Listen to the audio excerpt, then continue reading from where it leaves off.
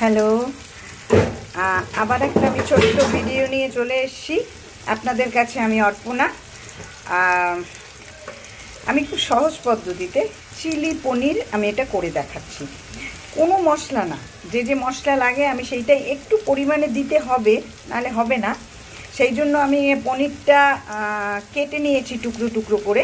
কেটে আমি দেখুন একটু ভেজে উঠিয়ে রাখছি, পনিরগুলো উঠিয়ে রাখছি। তারপর আমার এটার মধ্যে আমি দেব হলো একটু পেঁয়াজ কুচিয়ে নিয়েছি দেখুন, আর একটু পেঁয়াজ আমি বড় বড় করে নিয়েছি, আর একটা শিমলা মির্চ মানে ক্যাপসিকাম, গ্রিন ক্যাপসিকাম, বাস এইটা দেব। আর আমার যে একটা মশলা বানিয়েছি দেখুন, মশলাটার মধ্যে আমি chilli sauce, tomato sauce, soya sauce, এই তিনটে সস দিয়ে আমি একটু গুলে রেখেছি, পুরোপুরি গুলিনি, দিয়ে রেখেছি। এইটা আমি দেব একদম সামান্য তেল। তেলের মধ্যে আমি আপনার এইটা দিয়ে দেব, মানে আমার সবজিটা দিয়ে দেব। জালটা বাড়িয়ে দিলাম, একটু সবজিটা হতে হবে, অল্প ধরুন 2 মিনিট সবজিটা ভালো করে একটু কাঁচা গন্ধটা যাবে। আর একটু আমার মনে হয় কি ক্যাপসিকামটা একটু যদি সিদ্ধ, পুরো ভালো লাগে না, কিন্তু চিলি যা কিছুই করবেন ক্যাপসিকাম দিয়ে সেটা অল্প সিদ্ধ করতে হয়। তো সেইটা আমার মিনিটখানে লাগতে পারে। হ্যাঁ,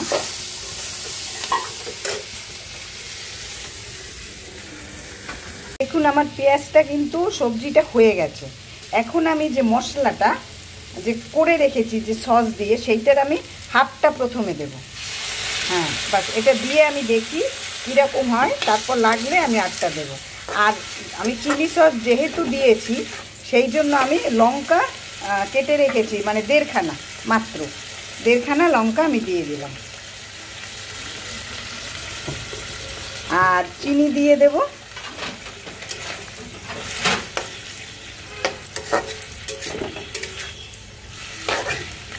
চিনি দিয়ে দেবো এর মধ্যে। এটা একটা ঘরোয়া পদ্ধতিতে। হ্যাঁ, দাও দাও। তারপর মুখে দিয়ে দেখে, তারপর মুখে দিয়ে দেখে, তারপর আর দিও না।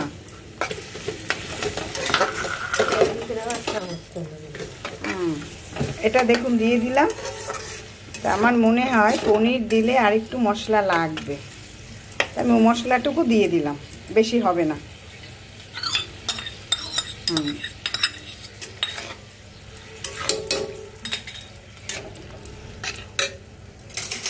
এরপর আমি পনিরটা দিয়ে দিলাম। না, একটু জল দাও। এরপর যদি আমি এরকম ড্রাই চিলি চিকেন করি তাহলে কিন্তু খুব অসুবিধা হবে, রুটি দিয়ে ভাত দিয়ে খেতে পারবে না। সেই জন্য আমার সবসময় ড্রাইটা ভালো লাগে, সবসময় আমার গ্রেভি করতে হয়। গ্রেভি না করলে হয় না, কারোরই হয় না গ্রেভি, এই জন্য করতে হয়। তারপর আরেকটা আমি জিনিস দেব, দেখুন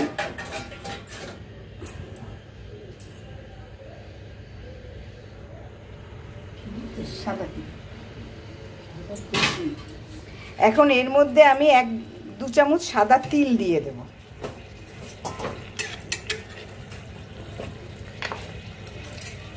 বা ভালোই হয়েছে, দারুণ হয়েছে। একটু লবণ লাগবে, এই তো চামচ আছে। ব্যাস ব্যাস ব্যাস, তো আমি ওই চামচের দেখুন সাদা তিল দিয়ে দিলাম। আপনার কালার একটু ধনে পাতা আনো, তারপর দেবো নামানোর আগে ধনে পাতা।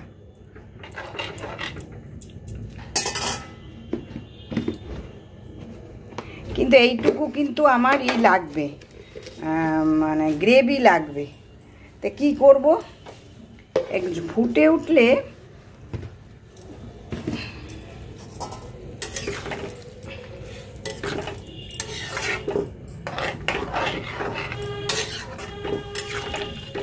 কি সুন্দর লাগছে দেখুন, তিল দিয়ে কি দারুণ লাগছে না? দারুণ লাগছে, একদম সিম্পল। আপনারা ঘরে করে নেবেন, খুব সুবিধে। ফাইন হয়েছে।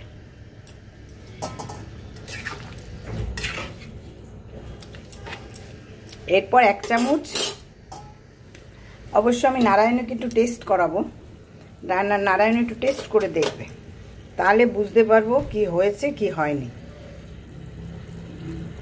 রাখলাম, ফুটে উঠেছে, ধনেপাতাটা দিয়ে দেব, বাস তাহলে আমার এটা কমপ্লিট। দেখি এটা একটু দেখবো সিদ্ধ হয়েছে কিনা। একটু গাঢ় করতে হবে, তার জন্য কর্নফ্লাওয়ার দিয়ে দাও। হ্যাঁ, ধনেপাতা দিয়ে দিলাম,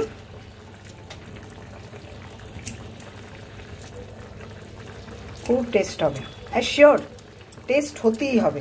আসলে সবচেয়ে বড় কথা কি জানেন, সব মানে আপনি যে মশলাটা দেবেন সেটার যদি ব্যালেন্স থাকে তাহলেই কিন্তু হয়ে যায়। এখন একটু না, একটুখানে দাও তো, ওই কর্নফ্লাওয়ার, একটু কর্নফ্লাওয়ার দাও। আরে এটা এইরকমের, এই দেখুন, এই নারায়ণী বলছে সিদ্ধ হয়নি, কিন্তু এটা এরকমই খায়, একটু কচকচ করবে মুখে, ভালো লাগবে। এইটার মধ্যে গুলো অল্প অল্প, হ্যাঁ হ্যাঁ,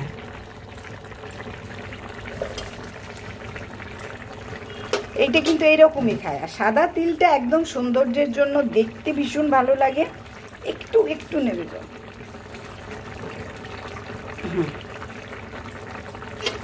বাটিতে বাটিতে বেড়ে রেখো।